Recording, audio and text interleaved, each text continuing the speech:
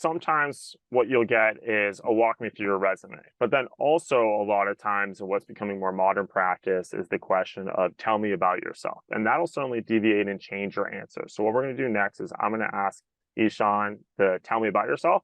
And then we'll kind of walk through at the end, perhaps the differences and between those two and perhaps what might also stay the same.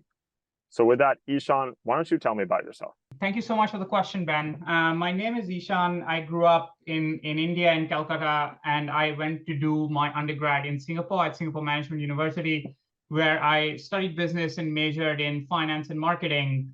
And I was quite interested in the finance world at the time. And as a result of that, was looking for internships in finance and ended up working for Bloomberg for about 2.5 to 3 years, primarily focused on equity data and equity research during my time there. But while I was there, like I had a bunch of conversations with people on the tech space, and I was covering TMT, and that kind of sparked my interest in startups and tech in general, which led me to trying out my hand at my own startup with a colleague of mine selling wine subscriptions based out of Singapore. We did that for about a year while having my job at Bloomberg. That was a fantastic experience, but I think we came through certain hurdles, which we can get to later in the interview if it comes up, but that led us to deciding to shut the business down. But I really enjoyed the space and I wanted to stay in the startup tech side. So I joined Uber following that, and I was leading and managing the safety program across Southeast and North Asia for a couple of years based out of Singapore. And then after that, I did want to see a different side of the business. So I moved to the retail operations business in Amsterdam, actually, which was a nice change in geography for me as well. So did that for about 2 years. And then the company had IPO'd, and there was like a pretty big transition how the company was changing. And this was a time for me to sit down and either double down at Uber or what I was doing, or like maybe reevaluate and see what else there is out there, which kind of led me to think, okay, maybe education is a nice break to figure out what's next. And I got into a good school like LBS. So I ended up going to do my MBA in London at LBS in 2019. Did my MBA, met a bunch of very interesting people. And that through those conversations, I realized that some of my classmates have fantastic skills that I don't. And like, what is the way to build that skill? And I saw that the management consultants primarily had this like great gift of storytelling and ability to like break down these nebulous problems, which I could never do.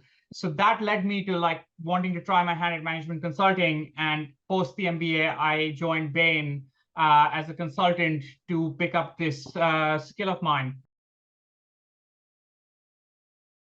Excellent. And Eishan, for viewers at home, I want to emphasize a few pieces that I really took away from that. One was early in the interview where you referenced challenges that you had faced in your job. I believe it was with the startup at the time. And you kind of allude to, if you want to go through that later in the interview, you can. And that's a common question of tell me about a challenge. So you're already kind of opening it, but not necessarily diving into it, taking time. So I really enjoyed that. And then also at the end where you kind of open another question to say, would you like to hear more about me personally? Kind of bringing out what makes your personality, but then also kind of making it more human-centered, especially at the beginning of the interview, and drawing that kind of personal connection.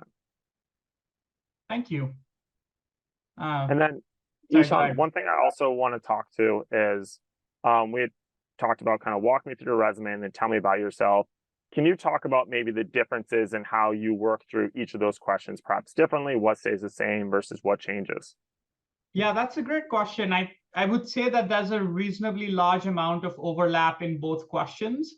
However, for me, the key difference would be that in walk me through your resume, you might go into a little more detail in the bullet points of your CV or like the experiences that you have.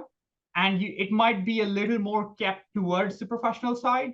However, on a tell me about yourself question, I feel like it's a little more high level. So you're touching on the different points within your life experience and opening up the question to a little bit more of a personal side, giving a flavor of your personality and what you would be like to work with, alongside touching on a lot of your professional experiences. So I would say that is probably the key difference for me.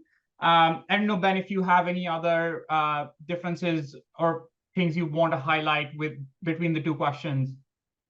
I think that summarizes it well. One really kind of opens up more of a human-centered side of yourself, and one is more just pure professional. But there is always that way, like you did at the end, to open up that question. Do you want to kind of know something more personally? So if you are asked the question, walking through your resume, but perhaps still want to have that personal side, that'd be a great way to almost start blending the two, and at least offer the opportunity for them if there's time and opportunity during the interview.